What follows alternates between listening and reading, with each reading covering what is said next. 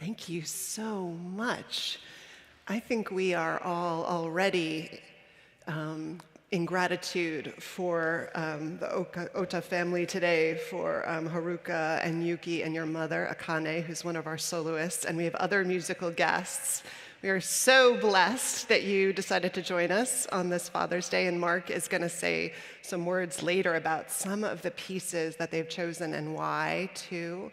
So thank you all so much for bringing your music to the service today. And good morning, everybody. It's lovely to have you all here. Happy Father's Day. Are there any fathers in the house? If you would raise your hand. Oh, yes. Okay, let's take note of them. Applause for the dads. Woo!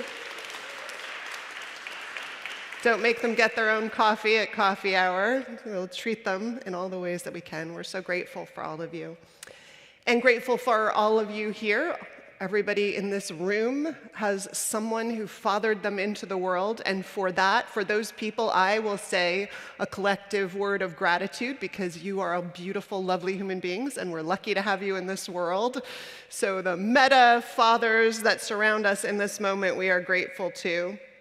Somewhere in this universe, we give thanks to them. And happy almost Juneteenth, although Juneteenth feels like one of those holidays we hold with incredible gratitude and joy, and also a legacy of sadness, too. I went to look today. It took 61 days after Robert E. Lee surrendered to the Union on April 9th for word to arrive to the last town in Texas that the folks there, formerly enslaved people, were now free. And it took 24 days after the disbanding of the Confederate military department covering Texas on May 26th, 24 days since then for the word to get out.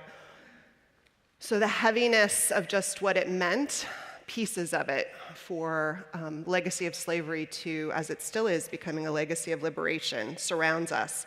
And I think it's always so poignant that it comes right in the midst of Father's Day, when so much of the trauma and the tragedy around slavery, a huge piece of it is around the trauma to families, the separation of families, the complicated layers of fatherhood, Black fathers not able to protect and even stay with their families, and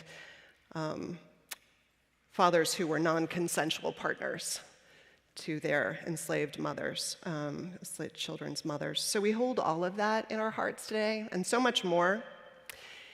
And we hold all of it because church is a place where we hold joy and sadness, and we hold uncertainty and moments of epiphany, and we hold possibilities and limits, even those we fight beautifully against, and we breathe into space that we carve out in the headlong tumble of our days to breathe and reflect and make meaning and prepare to step as our best selves into the week ahead. And so in that spirit, I invite us into worship today. And as I do so, we will light our chalice, our symbol of Unitarian Universalism. The words that we say together to light our chalice are printed in your order of service. If you're home and you have a candle or a chalice, I invite you among our live stream congregation to light your own chalice, and let's say together our words. We light this chalice for the light of truth and the warmth of love, the fire of commitment. We light this symbol of our faith as we gather together. Let's rise as we're able in body and spirit, singing hymn number 128. It's in your gray hymnal, For All That Is Our Life.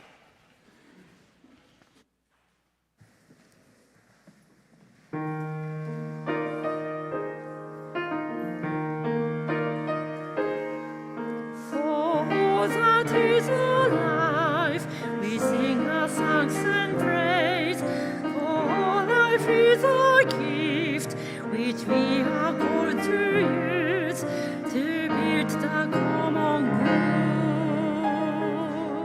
good and make our own days glad.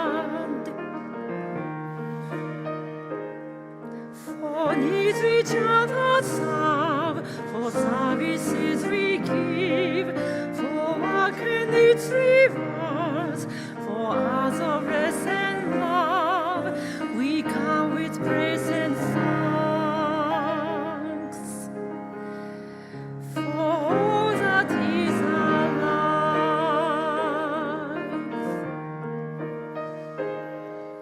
for sorrow we must bear, for failures, pain and loss, for each new things we learn, for fearful odds that pass, we come with praise and thanks. For all that is alive,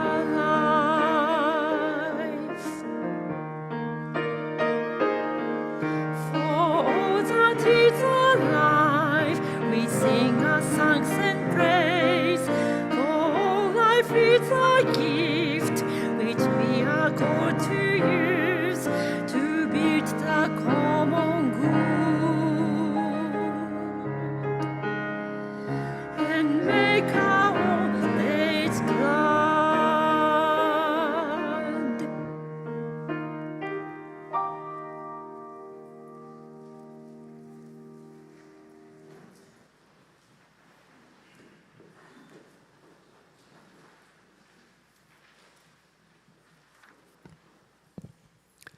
Hello, everyone. I'm Sam King, the Vice Moderator of your Board of Trustees.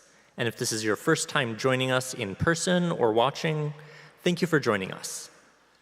If you'd like to receive a copy of our weekly email newsletter, which includes a link to the order of service and Sunday live stream, you can fill out one of our connections forms. These forms are on the welcome table outside, in a pew in front of you, and also through a link in the order of service or video description. The order of service lists upcoming events and links to opportunities to connect. Please engage in any or all that are of interest to you. I'd like to invite John Miliska up to talk about one such opportunity.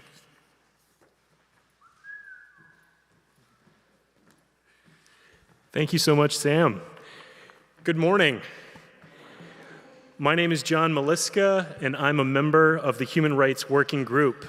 We invite you to a very special program we're having today after service at 12:30 in the Thomas Starr King Room. You have likely heard about the uprising on university campuses throughout the United States and around the world to protest the bombing of Gaza. Today, we are grateful to be hearing from students from local universities on the reasons for their demonstrations and encampments and why they continue to speak out about this devastating war, which has killed more than 35,000 civilians. We will also be showing a new award-winning documentary called Where Olive Trees Weep. This event is a fundraiser for the students receiving legal expenses because of their brave pursuit of justice. Please join us for a delicious lunch, hear speakers, and participate in a discussion after the film is showed. See you at 12:30 in Thomas Starr King. Thank you.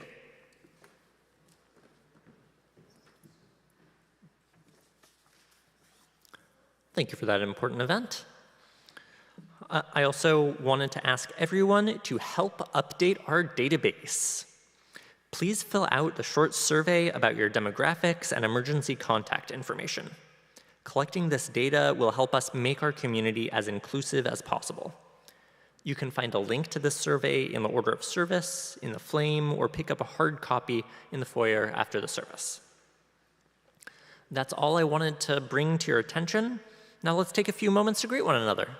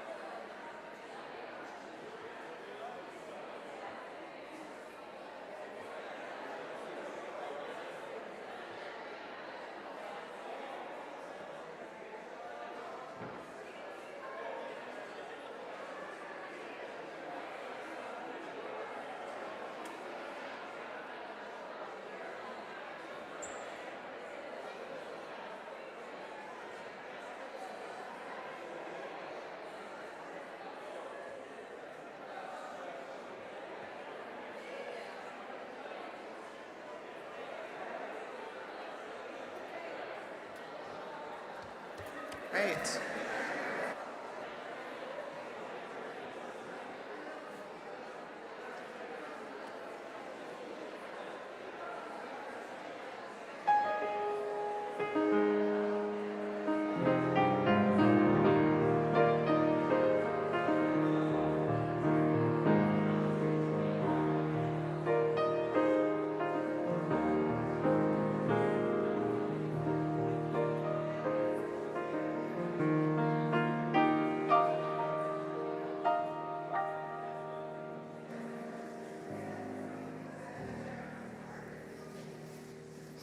I take it as a good sign that it's hard to get us back to our seats. Let's say together the unison covenant. Covenant is that word for promises of the heart that we make to each other, and these are just some of the words, the ritual words of covenant that we say together weekly. So let's say them together and then sing our doxology. Love is the spirit of this church, and service is its prayer. This is our great covenant, to dwell together in peace, to seek the truth in freedom, and to help one another. From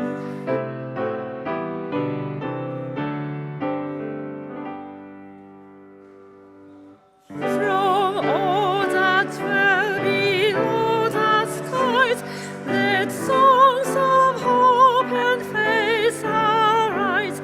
Let peace, goodwill on us be sung through every land, by every tongue. De todos bajo el gran sol, surja esperanza, fer amor, verdad y belleza cantando de cada tierra, cada voz. Amen.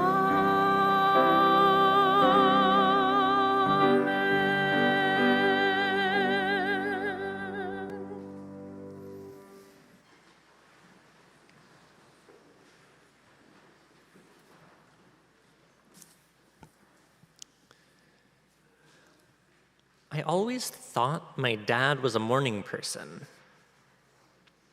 He'd be up hours before me, drinking his coffee, listening to the weather on the radio as the dawn broke. Then he'd make breakfast and get me up at the last moment possible so that I, night owl that I am, could sleep in before he would drive me over to school. A few years ago, I was talking with him about it, and I learned that he never got up that early because he enjoyed it. Getting up early was just a sacrifice that he made for the sake of work, for the sake of providing for me. Doubly hard since my mom died when I was young. We never really talked, not about anything emotional at least. He's the model of traditional masculinity. He worked in manual labor as a pipe fitter. In the United Association of Plumbers and Pipe Fitters, he always made sure to emphasize the importance of his union. He has a Harley-Davidson motorcycle that was made the same year that he was born, and he always tells us to bury him with it. And a lot of the things that he'd say, well, let's just say I'm not going to repeat them in a church. But as the saying goes, show, don't tell. And he showed me how to be the man that I am today. I remember once I wanted a new video game system, and it was expensive. But instead of outright saying no, he said that if I still wanted it in a few months, he would get it for my birthday. And surprise, surprise, by that time I had other things on my mind. So he didn't just teach me about money, but he also helped me gain some self-awareness. Helped me learn that just because I wanted something now doesn't mean that I would want it forever. He was always self-conscious, self-deprecating about the places where he felt like he fell short as a parent. By high school, he couldn't help me with my homework anymore, and he always said that I got my brains from my mom. But In preschool, when I said I was bored, he took me out, homeschooled me, so that by the time I went back in first grade, I was so advanced that I could skip ahead to second grade. Every single day, he got me to school on time. In middle school, when I decided to build a model of the Palace of Versailles for a project and bit off a bit more than I could chew, he helped me finish it. He was the one who drove me to my extracurriculars, role modeled a strong work ethic, gave me a stable household where I could study, saved money to send me to summer camp when I wanted to go to it.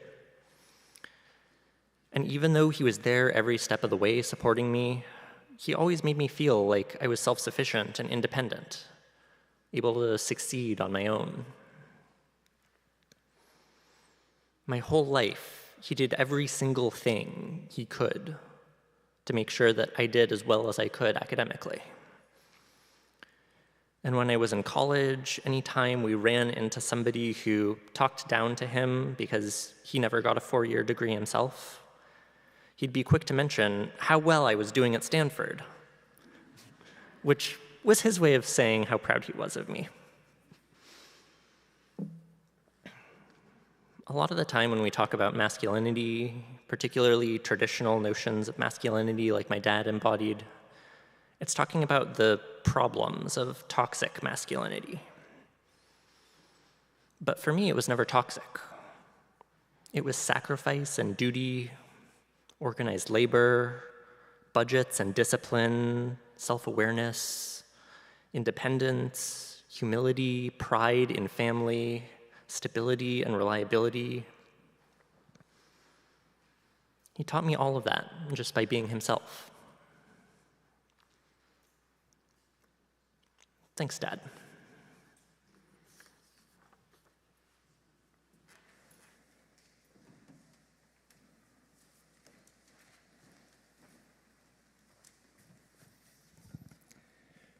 I want to also welcome to the chancel this morning our musical guests, Haruka, Yuki, Kei, Tetsuya, joining Akané, one of our dear singers on staff here. For those that were here Christmas Eve morning, we were treated this year to have hearing Akané's daughters play the music. Haruka and Yuki, it's great to have you back to frame our service today with their beautiful playing. This family is supported by a wonderful father and partner, Nobu, omnipresent as far as I have seen in all of my time with this family. Kay's husband, also Andy, is here today, back there somewhere. And but I wanted to speak about the 2 Japanese songs that we're going to present. Tetsu, Kei, and Akané, who will sing momentarily, are coming up now. We have selected this music especially for Father's Day. The first in your order of service, Nemu no Hana, translated the silk flower. It features a famous iconic poem by Hanaku Tsuboda that fascinates in its symbolism and its beauty, and it means something a bit different to the listener, the reader, upon each hearing or reading. The second, which we'll do for the offertory, called Inochi no Uta, it's a song of life. It's also a very, very famous melody in Japan, sung to comfort people in their loss. Both Akané and Kei have very recently made personal choices to sing it to their own fathers, one flying home to his bedside prior to his passing, and the other to provide comfort with a serious illness. Music and words can be powerful, and we hope our little efforts today can touch the hearts and minds of all of us here today, but particularly as we pay tribute to our fathers this morning.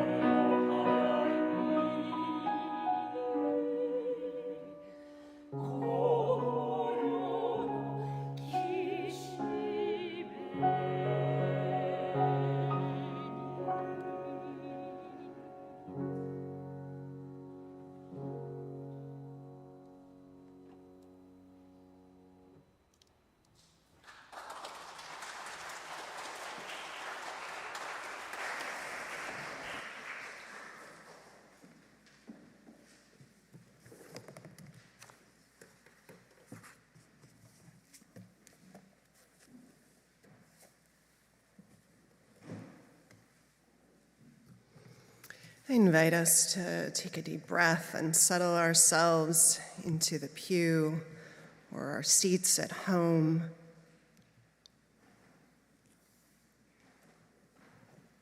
Pull ourselves into that internal deepest place.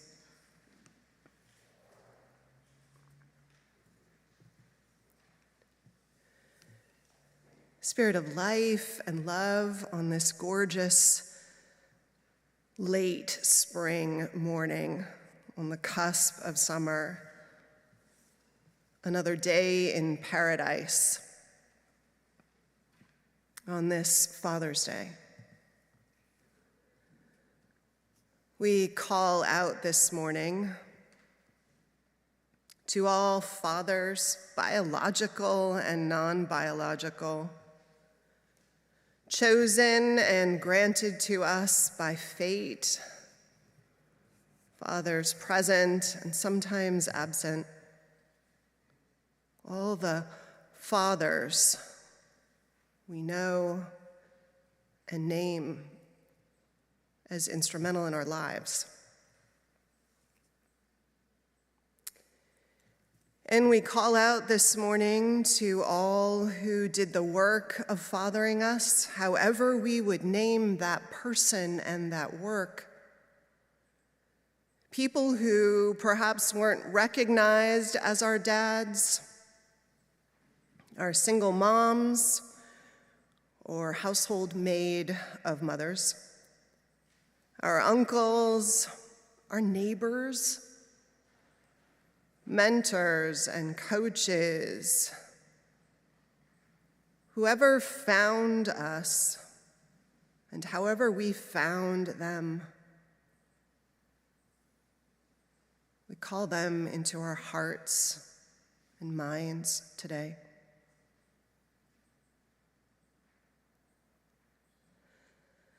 Knowing some of these people we have called into our hearts and minds are no longer with us, I invite us, if and as we feel comfortable, to speak out their names into this shared space of worship and prayer.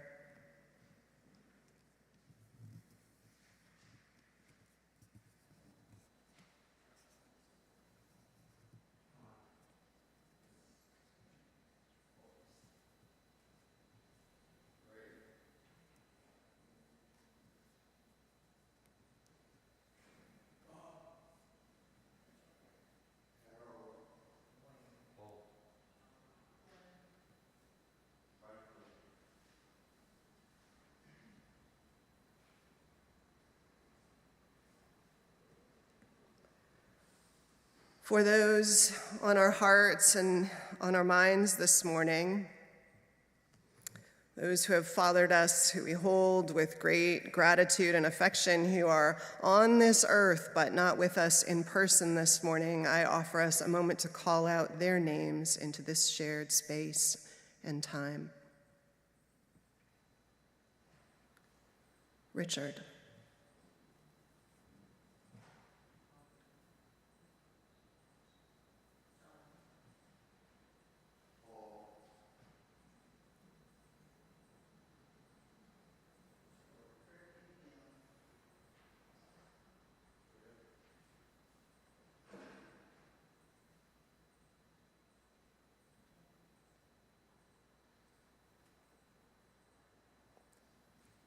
We ask for blessings on all we have named and those held in the silent chambers of our hearts too. And blessings on all the unnamed ancestors of our own being, of our nation, particularly the men through time of all race and color, sometimes unable to be present because of the ills and evils of our time. We name the joys and gifts of their lives, all the heartache and hurt, the generational love and generational trauma. And we hold all of it as our inherited legacy. And we heed the call to ease and support the ways of parents in our moment of time too. So history will carry forward the best of the Father's Day stories and legacies, the easiest and most compassionate and supportive.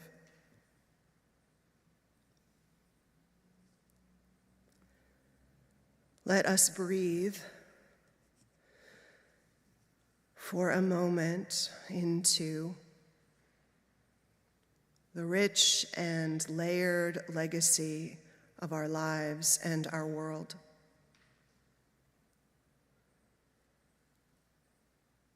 Hold it all with grace and honesty.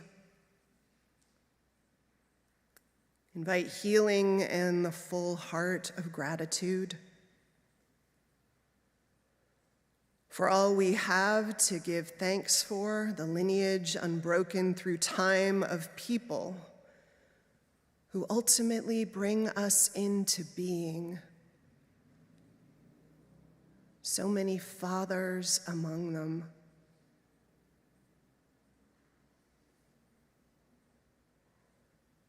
May all those we have named and ourselves too be held in abundant love. And abundant love be what is called from us to carry forward. And may all we hold in our hearts be held by larger love too. On this day. Amen.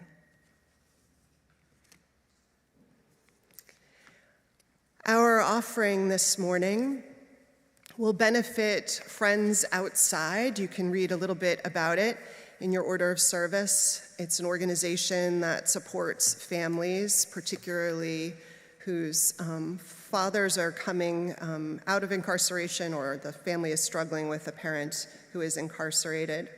So we invite you to give generously, and the offering will be both generously given and so greatly received.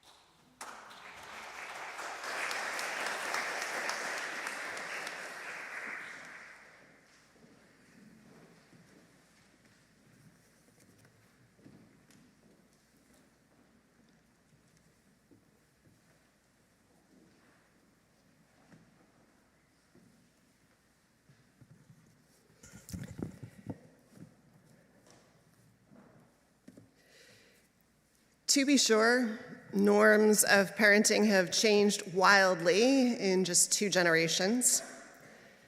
Sarah Blaffer Hardy, a professor emerita at UC Davis, who has written a lot on motherhood and attachment, writes in her new book, Father Time, A Natural History of Men and Babies, of how in her childhood, she doesn't remember a man changing a diaper or much at all of her own father holding any of his 5 children. Fast forward to young fathers in this congregation and her own son and son-in-law. We see men who take paternity leave, bear a significant partnership role in the raising of their children, some who are the primary caregiver. And I would guess among young fathers we know, they almost all have changed far more than 1 diaper, and so much more. In Hardy's book, she cites new endocrinological studies and neurological studies that show that men who are in close physical contact with their children, age 3 and under, I suppose any children, age 3 and under, have the same bonding and peace-giving hormones released in their bodies as women. Oxytocin, even prolactin, the hormone responsible for, lactation, and all of these even change men's brains the way they change women's. Which is to say that science is disproving what Darwin and so many other anthropologists and sociologists and others have promulgated as fundamental, incontrovertible truths that the sexes are hardwired for different roles. Actually, we're finding out that both are hardwired for caregiving. We just made it difficult. And all of that new finding dovetails with stories I've heard over my lifetime and my own, including my own experience of my father, my husband, and listening and asking people over the last couple weeks for stories of their own experience of fatherhood. It also dovetails with so many of those stories. To be sure, fatherhood is a diverse category of lived realities. It isn't predictable to sweep us all up under one umbrella or to capture in one perfect greeting card. And there will and should always be a spectrum, I expect, of how we might step into our lives, any of our roles that reflect who we are and who we need to be authentically the version of how we want to be in the world in these ways. And there are also fathers who are not recognized as such formally, but do the work of fathering. The only real truth that sweeps us all up around parenting is perhaps that the people who are our fathers and mothers shape us. By their presence and absence, by their love or its absence, by their flaws and their gifts, and so much else that they offer up explicitly or by showing it, they shape us. We choose who we want to be, often imitating them. We learn some of who and what we don't want to be, often in response to them and up against their example. And whether we like it or not, who they are is so deeply a part of us that some of it emerges even despite us. I was curious leading up to this Sunday how people felt they were shaped by their fathers. And also in this time when we're exploring and fighting to make room for wider notions of gender expression than we have inherited and wider notions of gender identity and gender norms, how did these fathers shape what it meant to be a man in this world? And what vision of manhood was that? So we can throw that into the mix of how we talk through reimagining this piece of our lives and our world. As I alluded to earlier, it's clear that those who father us are not always our biological fathers. We all know that. Perhaps they're not always all men. Depends on how we define what it means to father or be a father. But to simplify, I asked people about the men they grew up with as their fathers and asked, what did you learn from them? And what did you learn about what it meant to be a man? The question Sam answered. You've heard from Sam his experience, his beautiful experience. A dad who's a pipe fitter, traditional in so many ways. And as conversant as Sam is with all the notions of toxic masculinity with which he and his generation are actively interrogating and working to undo, it was not toxic at all for Sam. Maybe not for his dad, I don't know. There were and have been, of course, destructive parts of the paradigm we've handed on through generations. Professor Hardy describes her own father as a man that I would say kind of fell captive to some of the most destructive cultural norms or permissions. She describes a dad who is distant, who is domineering, and whose temper can terrifyingly erupt, even if he's merely inconvenienced by his family. But that was not actually the norm I heard in the stories I heard. Mari Magaloni Ramos talked of her dad. By the way, I have permission to tell all these stories today. A handsome, proud Mexican man who would self-declare himself macho. And she describes this man who is bigger than life and also gentle. He never even spanked us, she said. My mom did that. She thinks he would have been undone if he would have had to do the disciplining. She said how for him, being macho included adoring your wife and showing your kids you loved them. Maybe it's safe to say, just off the sort of cuff, that the lived reality of fathers has always been so much more nuanced and beautiful than any cardboard cutout we would try to present of it. And to be fair, even saying how nuanced and what breadth there is in how we experience it, it's also fair to say there are certain patterns of expectations that fathers inherited. Fathers are still expected, I think, even as we try to undo so much and provide more freedom and breadth to make decisions about how we step into this role. They're still provided or expected to provide and protect. That came up in our conversation with the worship associates this week.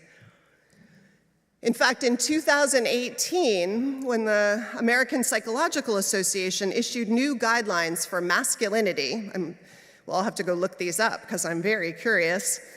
Hardy says there was this uproar and protest and death threats to the authors. And in a Wall Street Journal opinion piece that year by a mother of 3 sons, she asked why we pretended masculinity is the problem, but then went on to say, the world needs strong men. Without them, who will protect the village from enemies? Expecting men alone to go to war or play a sort of violently protective role has not been fair, I think we'd all agree. And protecting our families in a world that's shaped by sexism and racism and poverty and homophobia, among other evils, well, it's impossible for a parent to protect a child in that world entirely. And it's also clear we live in a society where we're not always easily able to provide for our families. If you have a disability or are someone who's returned from jail and is trying to get a job that provides for a family, it could be nearly impossible, hence our offering this morning. So providing and protecting is complicated. But holding all of that, I heard in so many stories the thread of fathers who sought and fought to do what they could to draw a protective bubble around their kids and provide for them by the sweat of their brows, sometimes against the odds. And I want to share with you a couple of those stories. I talked to Kelly Murray and Lawrence Pilgrim this week because I knew I'd heard over the years them talking about their dads, and I wanted to be reminded and hear more. Kelly's dad grew up poor in Marin City, and he left high school before his senior year so that he could work, because he had to. He joined the Navy, and he returned from the Navy to marry his mother, a Mexican immigrant to the US who he'd met actually on shore leave during his time in the Navy. Lawrence's father immigrated to the US, he and his brother arriving from Vienna as the sole survivors of their nuclear family after the Holocaust. Both of these men found immense meaning and purpose and pride in how they came to provide for and make a life for that was protected and safe for their families. Kelly's dad, I want to tell you more about each of them. Kelly's dad, when he returned from the Navy, worked as a grocer, spending most of his career as the produce manager at a store in Sebastopol that is now a quarter of a mile from a house that Kelly and Lawrence bought. Kelly's dad worked 6 days a week his entire career and only retired when the toll of work, the damage it had done to his back, finally required him to do so. But meanwhile, he had bought a house, he'd put 3 of his 5 children through college. She tells the story of him being so tired of the local newspaper, always talking about other people's kids and their accomplishments, and being so full of pride at his own children's accomplishments, that one day he marched right into the offices of the Rohnert Park Clarion and sat down and told them all about his kids. And the paper published a big article entitled some version of "What's Happening with the Murray Kids?" He was proud of being able to provide for and provide a safe jumping off place for his kids. It was what fathers did, and it took everything he could and he had to do it. Lawrence's dad, arriving from Europe to the US, had $20 in his pocket, and of course, most of his entire family lost. He also chose to serve in the military and then put himself through college and school on the GI Bill and began a practice as an architect. A liberal Jew who joined the UU Church of Atlanta, he raised his family there in this sea of Southern conservatism, a civil rights activist in the South because he knew what it actually took to make the world safe. Lawrence's dad became a successful architect. He was eventually inducted into the Architectural Digest Hall of Fame and was a fellow of the AIA. And he was super proud of that career and the practice he built. But Lawrence said that as his dad aged, for sure, it was his family that he provided for and created that he was most proud of. My parents, including my own grandfather, or many parents, I should say, including my own grandfather, and a lot of immigrant families I've come to know over the years, talk of stories of spending weeks and months apart from their families to pursue work when there is none nearby, in this effort to provide protection and resources. Overall, these stories are this incredible, generous, and sacrificial ethic that is foisted disproportionately, though not entirely, on our men. And it says through these stories, writ large, that there is this command to sacrifice our own comfort or ease or to set it aside out of larger love and service. And I just want to hold that up on this day. It's part of what we have asked, and it has often meant, if you could do it, to be a father. Other stories I heard again and again were of the ways fathers were tender and caretaking. Because Hardy reminds us, but we all know, men are caretaking too. Tenderness, despite any exaggerated myths of masculinity, is part of what it means, and we should allow it increasingly to mean to be a man and a father. So there are all these gorgeous stories. I'm sure you have your own. Sam's father making breakfast every morning, my dad braiding my hair every day before school, all the ways fathers showed their presence, seeing their kids, trying to, we hope, and leaning in. Lawrence tells the story of his sister becoming pagan and marrying a man who was a leader in the pagan movement, still is, both of them, and having some of what their beliefs and practices were hard for his dad to understand and take in.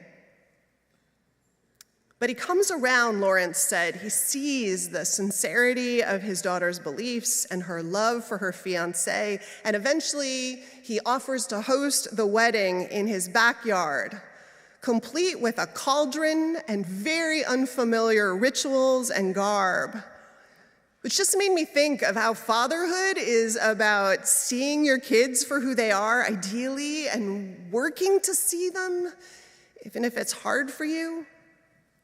You might even say that those who father us are those who do see us, who can see us, who bless us for who we are. That that's part of the legacy of this role we need in our lives. I think the last piece of fatherhood that I want to share that came up in stories that I loved was both the vulnerability and the ways that some fathers modeled holding strength and power that was transformative for their kids to see. And I think this is especially true in light of some of the messages and acculturation that has been less helpful in our inheritance. Men making room for their vulnerability is a particularly powerful invitation and permission, I think, to be vulnerable for all of us. It was true for me. I had a father who was an actor, so he chose a profession in which access to your emotions was a requirement. And, we know, who knows why we choose our professions? Maybe there's always some interesting invitation in why we choose to do or enter into things. It meant, though, that he was the one who often would see and respond to how I was doing emotionally. And he was the one who would say, when I was full up with emotion, come here and wrap me in his arms and say, it will feel easier once you've cried about it. Lawrence talks about his father later in life, when his father had melted into some of his own softness and let go of some of the stoicism he understandably brought with him from his childhood, crying every time he said goodbye to his kids and grandkids. Vulnerability, then, is key, and so, in this parallel sense, is modeling an appropriate use of power, how it's instructive. How to be strong. It's such an important lesson for all of us, but to use it with care and choice and courage. Those impressions seem to stand out for people. Kelly reminded me of a story that she told me once before that her cousin told at her cousin's father's funeral last year. Her cousin was little, she said, maybe 5 or 6. When she reached into the refrigerator to get an egg, and it slipped out of her hand and smashed on the kitchen floor. The cousin remembers being panicked, shaking, her lips starting to tremble, worrying about getting punished. And her father noticed, saw it all, and the girl held her breath as her father came over, looked down at the floor, opened the refrigerator, pulled out another egg, and dropped it on purpose on the floor, and said, "It looked like your egg needed a friend."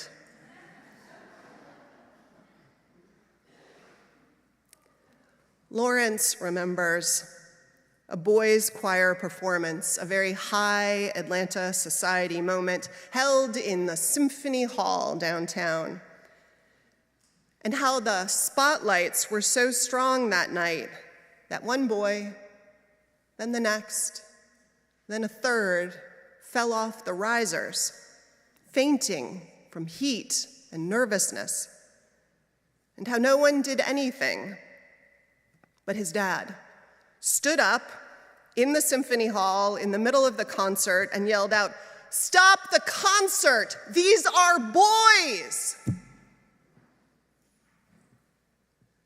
This was not toxic masculinity. This was strength and social courage used to serve a father's love for all the boys up there, unapologetically against any strange notions of male stoicism, and said by someone who lost almost everything and everyone that was important and that he loved to a toxic, militaristic culture unchecked. So I wanted to celebrate this kind of fatherhood. All the conversations we're having, all the nuance, all the unfolding, the kind that teaches us what it can mean to parent, to have access to our strength and our vulnerability and have beautiful examples of how each can show up. The power and the beauty of a life that does all it can to protect and provide for others, even and especially against all the challenges to both of those acts. Parenting that lives into its own sense of what relationship and integrity and love demand against whatever norms of inheritance surround it. Informed as we all are by the culture, but not afraid to remake the roles we are asked to play to suit our hearts. And to celebrate, I hoped today, all that it can mean to make our own choices of how to father, how to mother, how to parent, whatever that means to us, and all the formal and the informal ways that life opens the doors to caretaking that we are all hardwired for. Blessings.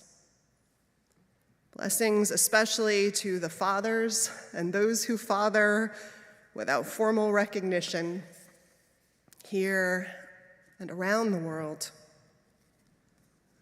We appreciate you. Amen.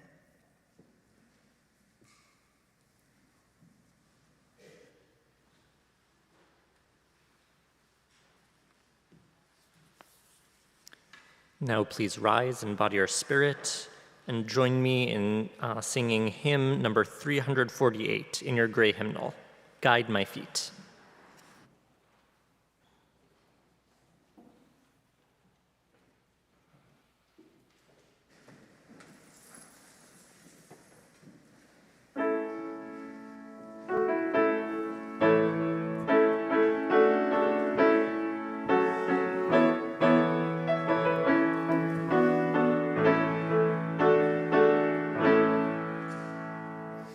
Guide my feet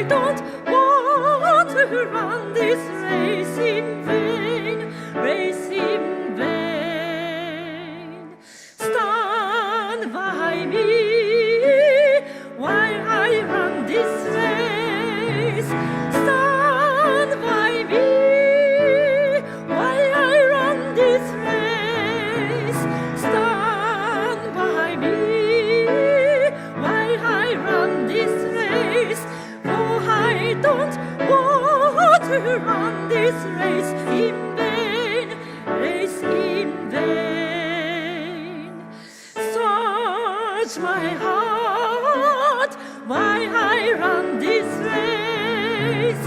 Touch my heart while I run this race. Touch my heart while I run this race.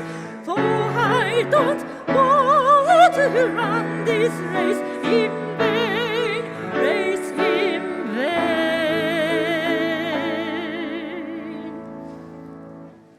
Let's put down our hymnals inspired by the traditional spiritual we just sang together, and let's stand by one another and let's hold hands with one another, as no one needs to run this race, roll this race, navigate this race on their own.